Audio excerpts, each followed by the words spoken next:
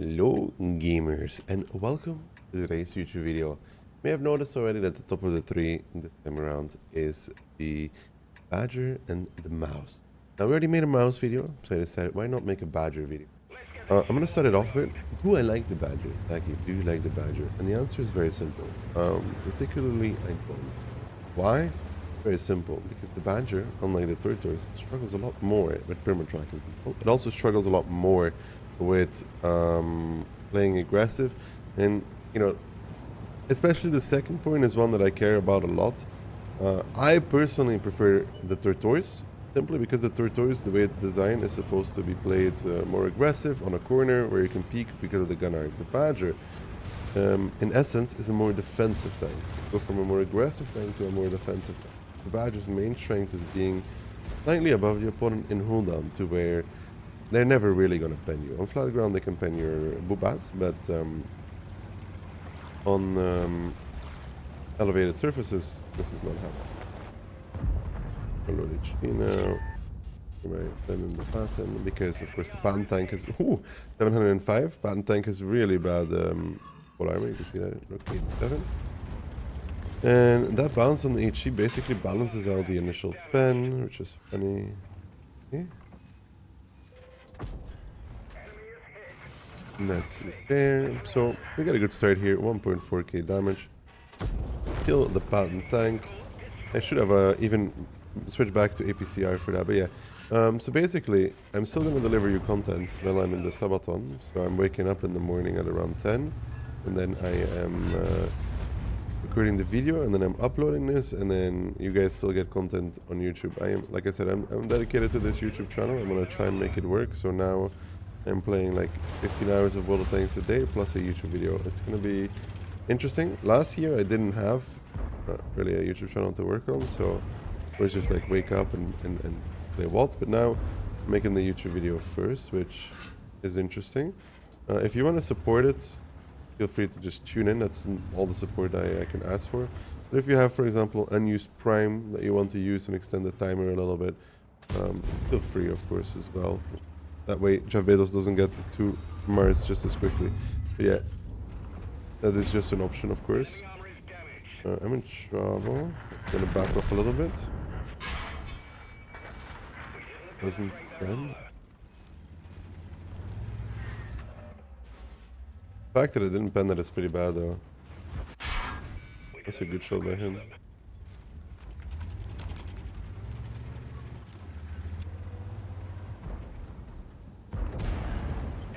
One shot now, that's important.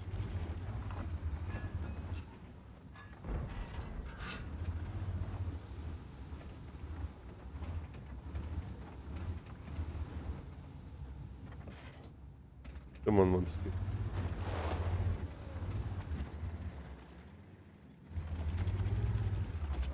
Come on, 115, do something, buddy.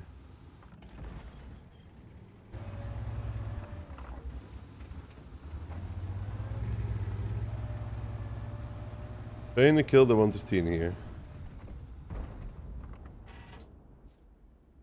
I'm not dying in return.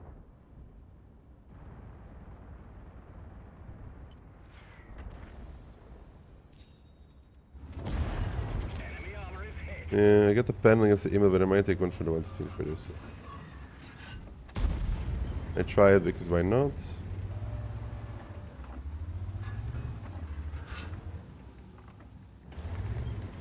And the FE is probably still holding there. Hillary tries that. I'd love to kill the 115 because the moment I kill the 115 I can play the game again, you know?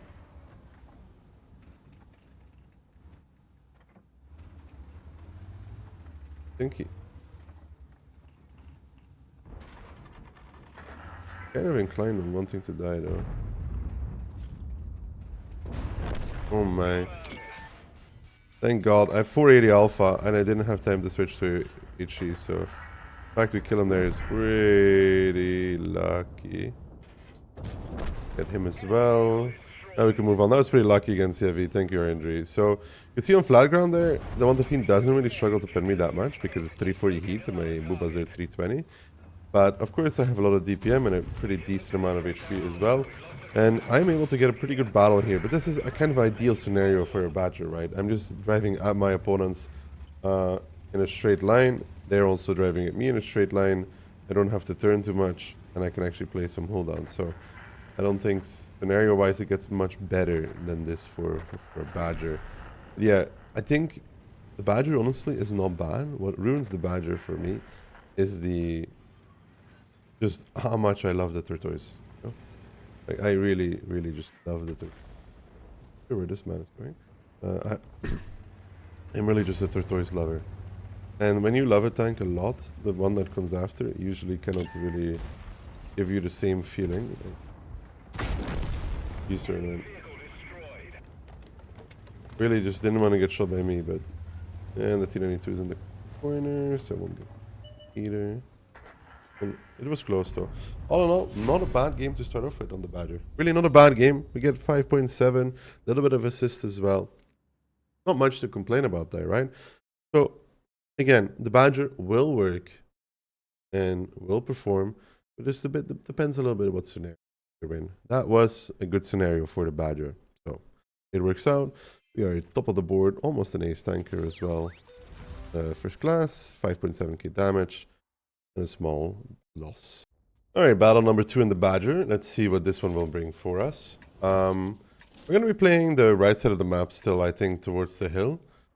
And it's not the ideal scenario for the Badger, but we're going to try and make this work. Again, I want to talk a little bit more about this. About the armor model, right? This and this is about 320 effective. So that is your greatest weakness in this tank. You always want to be a little bit above them. When you are above them, you basically make it so most pen guns don't go through you anymore. Excluding, of course, high pen TD guns, for example. But that's about it.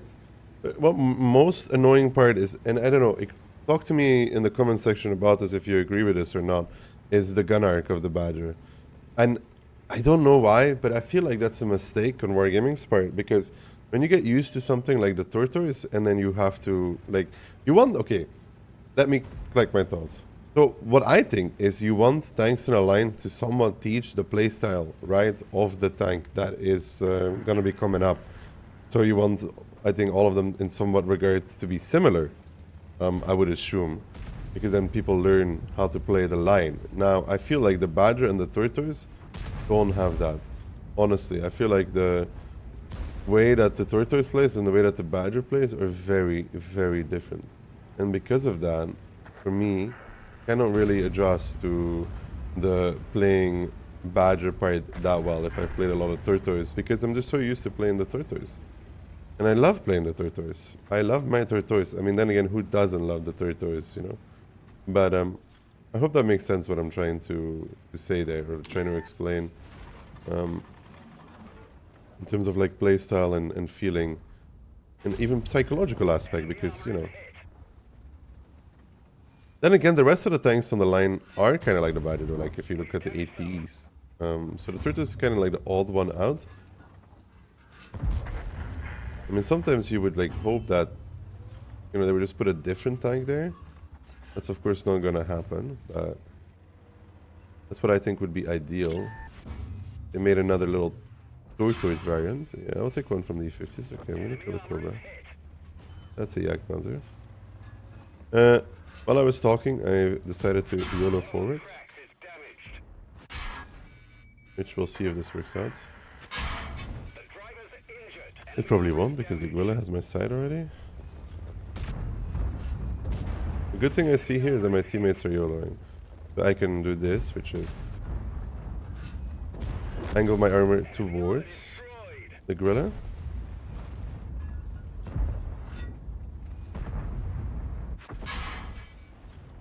Cobra with HE, nice try. We need to kill this I-7. Ay. That missed though. The Chief might make up for my mistakes. I hope he does, because I don't really want to... I don't really want to unangle my armor right now. My loader dies, that's not great. I will kill him if I have to. Okay, he dies. You do with a spot on the yank. Okay, nice spot. And bounces, sadly. I have 3k damage though. I'm pretty close to the 5k. This was very, very aggressive, to be honest. You can also see that. When you see that part of the Yak Panzer, aka its engine neck, it's very pennable. There's some things to keep into mind when you don't always have to go for the lower plates against the Badger. There's more spots that actually are pennable. E75, YOLOing forward, wants to kill. Oh, yes. Got a shot there. Yak Panzer's peeking again. Is he peeking against me? Now, of course, it's a bit less good to shoot at, but we just go for the lower plates. And we're gonna get a good battle out of this. Almost 5k. If we had a little bit better RNG, it would have been 5k, but we didn't end up getting it nonetheless. But you can see, I did end up being able to play aggressive, but I think that's mainly down to the MM that I found myself in this regard. And sure, I get 4.7. It's definitely not a bad battle altogether. It would have been nice to get 5, but missed a little bit too many shots for that to work out. But all in all, I think with our move, Unicums don't play for the team. That's true. I played for myself, which then in turn means that the team does well, because I pushed forward in a position that then allowed the teammates to follow up and kill the people behind me. So all in all, a good result, I would say, for everybody involved in battle number 2. And yeah, I don't know. It's just something that, I don't know. This tank, I can never really feel too comfortable in it. And I don't know what needs to change for that to happen, for me to feel really, really comfortable in this tank. But maybe one day, right? Maybe one day. Battle number 3. I'm pretty lucky with MM, I'm going to tell you that much. I think it's also down to playing really early in the morning. I will say that the Badger struggles a lot more than you see here against tier 10s because of higher alphas, more annoying armor, higher pens mainly as well. So take this with a grain of salt. I don't think the Badger is a 5k tank. At least it's not for me. So I might get a 5k session out of this. But that is, just something to keep into account. I understand as well that some matchups are just better than others. And this one is one of those because I'm going to drive city and probably just drive through whatever they send there, because it's an i7, it's a 257, it's a T95, it's a PTP and a Progetto and an SU that could potentially play the city. I'm not really worried about any of those, to be honest. I'm not really afraid of it. The T95 a little bit because you can pack a punch, but that's about it, to be honest. If not for the T95, I mean, everything is fine.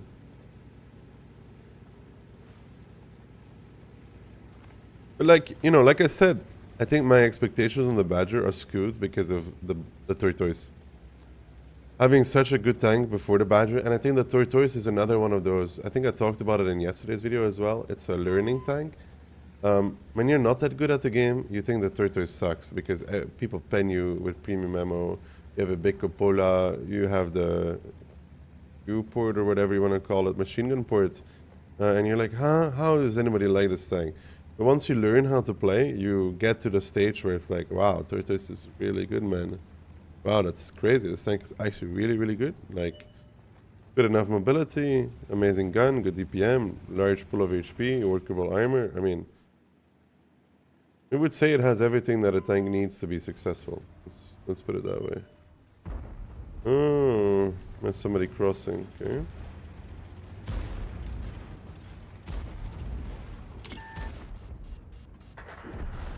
That's a good shot there.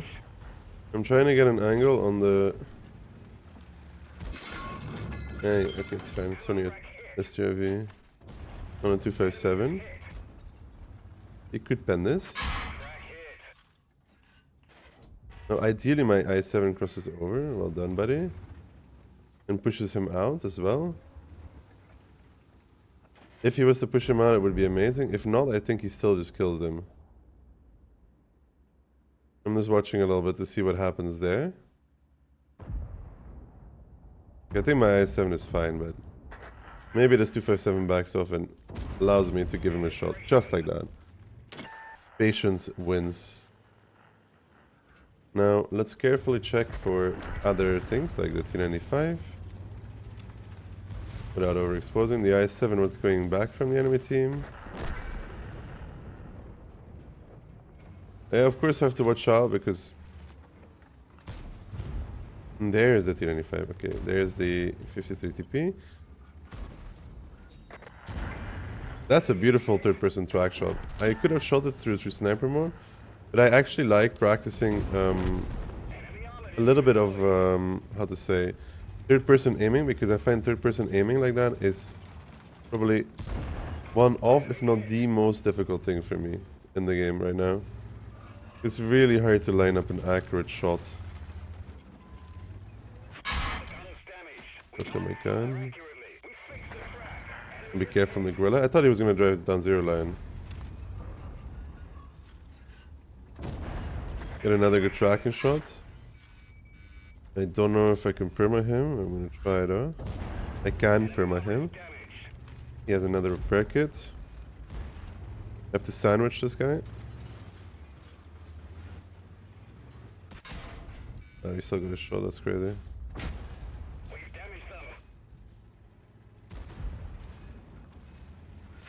No, the I-7 got the shot. I threw a little bit. This was an easy 5k. Ah, man, I can't believe the gorilla actually got that pen shot out of that. I mean, it's a good game to show you what can happen, but it's so sad. I mean, I did throw a little bit there. Very, very sad. The I-7 still got the shot out. I really thought he would already be re-aiming, but he wasn't. I can't believe the gorilla actually moved in to try and fight us. Either way, gamers. Overall, I think I did just about 5k. Look at that. Look at that free farm that it would have been. A little bit of a mistake, but it happens. And it's good to show everybody makes mistakes. And in this battle, this mistake cost me probably like 2,000-3,000 damage, to be honest. Looking at it. So, you know, I got a bit greedy trying to kill the gorilla after he shot me. And as a result of that, I got punished. So, with another 4.7, I think it was, we round about 5k. Equipment wise, I only use HP Turbo Rammer. That's the only ones I use. I don't really change in this regard. It's the ones that I find the best. So yeah, it will just about be 5k. And for field mods on the Badger, I'm using Reinforced, then Aiming Circle Size, then View Range, then minus Reload actually, which you could also take nothing. And as the last one, Reverse Speed. Anyways, gamers, I hope you guys enjoyed this video on the Badger and gives you a little bit of insight if you want to grind this tank while it's currently top of the 3. I will see you tomorrow for some more content. Thank you for watching. Have a good day.